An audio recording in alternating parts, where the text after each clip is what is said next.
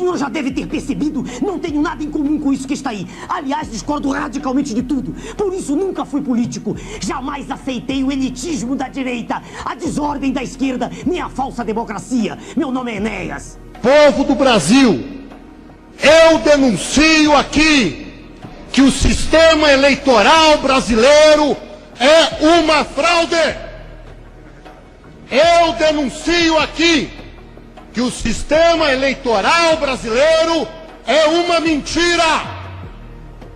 Eu denuncio aqui que o sistema eleitoral brasileiro, via urna eletrônica, é uma trampa e que não existem eleitores, milhões de eleitores no Brasil, e sim milhões de palhaços que vão colocar o voto sabe-se lá onde, porque sabe-se lá para onde vai o voto.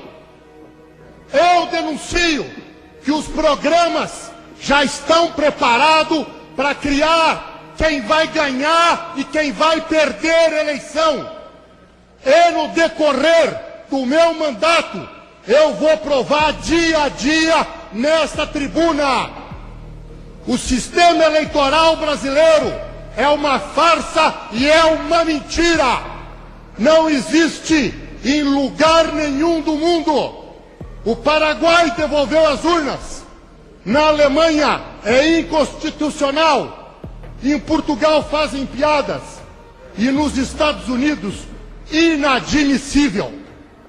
Esclareço ao povo brasileiro que eu não sou o primeiro que denuncia que a urna eletrônica é uma farsa para eleger quem eles querem eleger.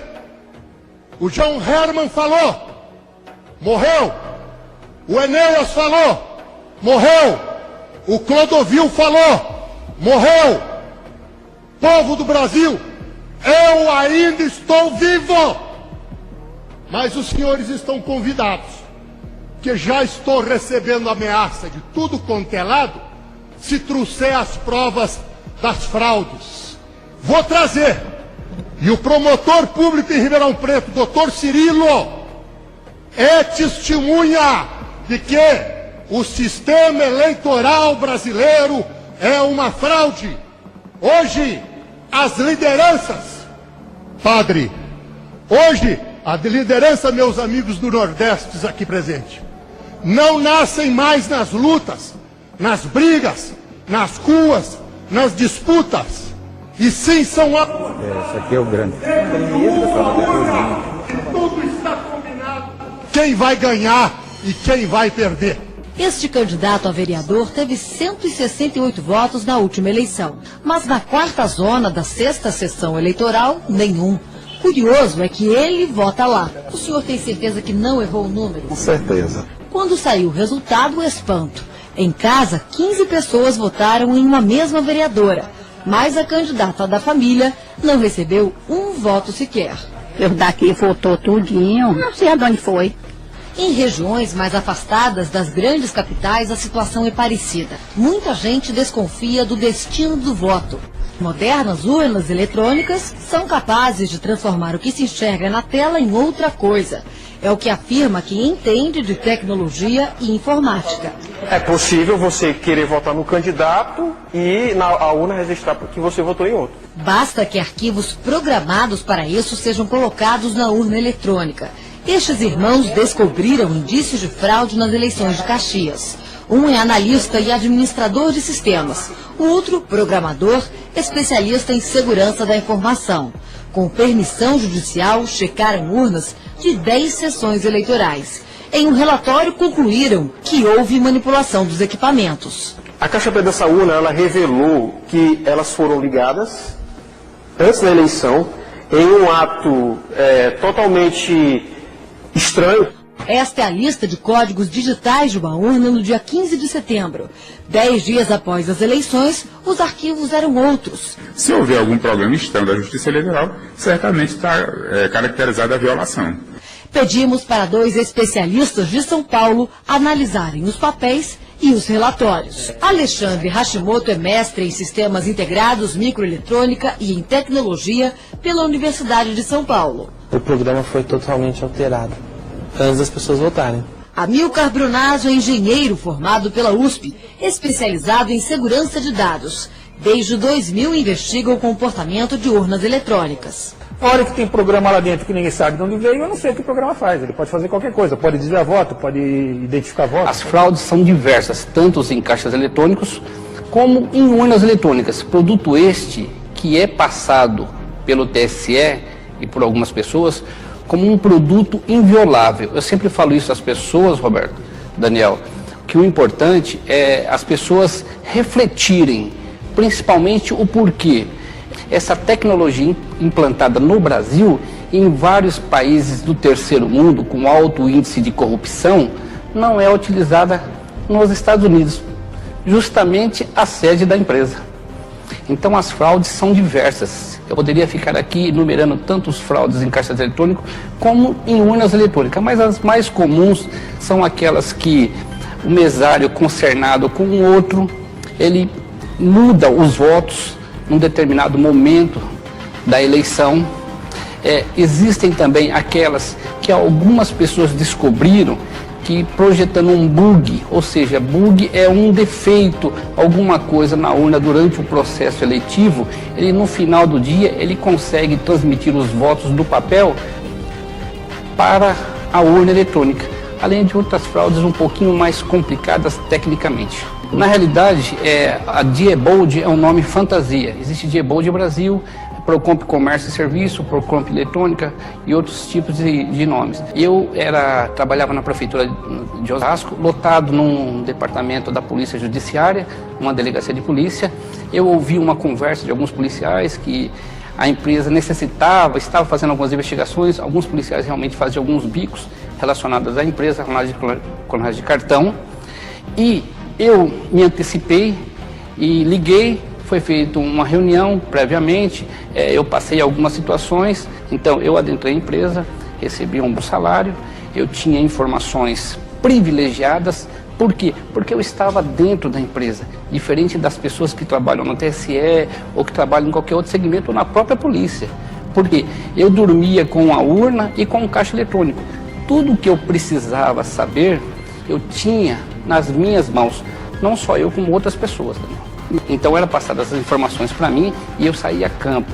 Era uma situação muito fácil, porque as informações eram mastigadas, Daniel. Porque você estava dentro da empresa e lá você tinha a seu bem prazer tudo que você precisava. Os técnicos, os engenheiros, os analistas, entendeu? Então toda a informação vinha mastigada. Então era muito fácil você chegar numa situação onde havia algo ilícito ou não. Ou seja, era muito fácil, Daniel, você pegar 10, 15 pessoas de má índole e infiltrar, que teriam acesso, poderiam fazer certas situações que o homem de má índole pode fazer. Pelas informações e pelos relatos e pelas situações que chegavam a mim, realmente, citar o estado da Alagoas. Esse eu acho que é o principal foco, entendeu? Que realmente chamava a atenção. Por quê? Porque os candidatos lá não teriam chance nenhuma e ganharam. E há algumas situações de urnas quebradas, de urnas que pararam de funcionar de repente, depois voltavam, de situações que puxavam, olha, essa urna foi aberta 2 vezes antes e não poderia, o relatório está constando. Porque queira ou não queira, a urna é que nem uma caixa preta. Toda vez que você manipula ela fora daquilo que é dos padrões normais, ela registra. Então registrava. E o que ocorria? Pouca gente sabe. Mas quando uma urna quebrava ou apresentava um defeito, algumas voltavam para a empresa. E lá eles me chamavam. Muitas vezes, sigilosamente, porque tinha outros funcionários. Mas eu sempre tinha um funcionário que era meu amigo, que era meu confidente e que era a pessoa que passava informações. Então ele me mostrava, César, isso aqui não está correto. Eu falei, por quê? Porque olha bem, olha essa situação. Então isso me chamava a atenção. Eu relatava isso para meus superiores e muitas vezes era um pedido para mim não continuar. Mas como eu sou curioso de nascença, mesmo às vezes os meus superiores não sabendo, eu continuava a investigar. Porque antes de ser funcionário, eu sou um cidadão, eu sou um eleitor. Boulos, a Rede TV foi a única emissora que foi na Suíça entrevistar o delegado Protógenes, que foi deputado federal, que colocou a pauta das urnas eletrônicas fraudulentas, provando O que você pode me dizer sobre as urnas eletrônicas do nosso país? Olha, Daciolo, e a todos que estão nos assistindo em casa, primeiro eu só queria fazer uma correção aqui. O Henrique Meirelles fez uma insinuação a respeito de trabalho. Quero dizer que eu não sou banqueiro, eu sou professor, escrevo e ganho minha vida honestamente. Luto ao lado do sem-teto com muito orgulho, há 17 anos, de quem precisa de casa. Tô junto com sem-teto, com sem-terra, só não tô junto com sem-vergonha, como alguns aqui estão. Agora, em relação a isso, Daciolo, as urnas eletrônicas são um sistema que, internacionalmente, não há qualquer tipo de reparo em relação a ele. Eu não tenho por que ter qualquer tipo de questionamento às urnas eletrônicas. Mas nós temos que questionar outras questões da democracia brasileira. Democracia não pode ser apenas apertar um botão a cada 4 anos na urna e ir embora para casa. Democracia tem que ser chamar o povo para decisão. E é isso que nós estamos dizendo aqui, com plebiscitos, referendos, e o nosso primeiro, em 1º de janeiro de 2019, é para revogar os atos criminosos do governo Temer contra o povo. Seu tempo, candidato, 45 segundos para a réplica. Nação brasileira, pilares da República estão sendo quebrados. Eu estou falando do teu direito da cidadania. O teu voto é secreto, mas tem que haver a contabilidade dos votos. É provado que há fraude sim nas urnas eletrônicas. E eu quero convidar você, nação brasileira, a entrarmos juntos numa ação para que venhamos votar em cédulas. Tem que haver as cédulas, porque senão já está tudo escrito lá no final. Já está tudo programado.